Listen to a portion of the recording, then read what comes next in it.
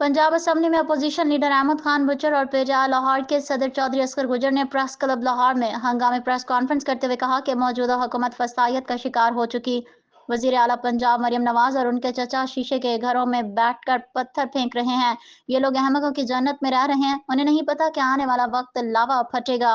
महंगाई को कंट्रोल करने के बजाय बस हमारी नशिस्तें रोकने के लिए एक्सटेंशन देने के लिए कानून साजी हो रही है। अपोजिशन लीडर अहमद खान बुचर का कहना था कि पंजाब पुलिस ने जिस तरह हमारे कारकुनों को पकड़ा, मारा, पीटा और गिरफ्तार किया, उसकी मजम्मत करते हैं। इस सारे फेल से पता चलता है कि पंजाब पुलिस गंदी हो चुकी है।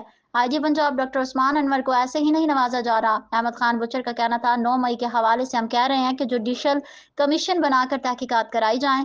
पीटीआई लाहौर के सदर चौधरी असगर ने दौरान प्रेस कॉन्फ्रेंस कहा 14 अगस्त वाले दिन हमारा सेमिनार था और इस मौके पर पुलिस ने धावा बोलकर हमारे 22 के गरीब कारकुनों को गिरफ्तार किया।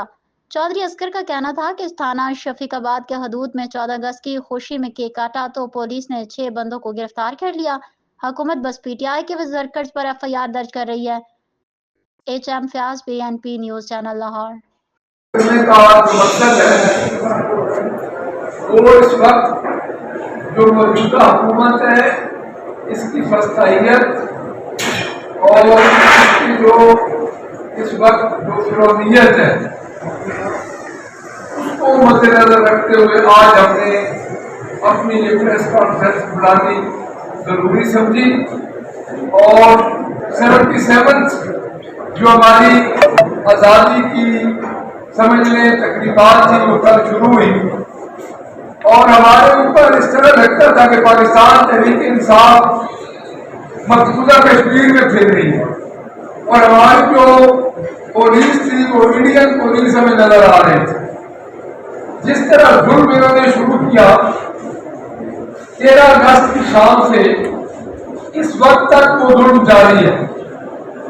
हमारी तंजीम के अरकान हमारे साथ बैठे हैं।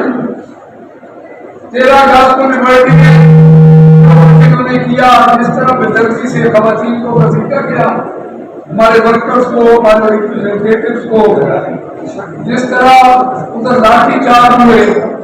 फिर कल 14 अगस्त को हमारे इंडियन पार्लियामेंटेरियन का एक अमल रैली थी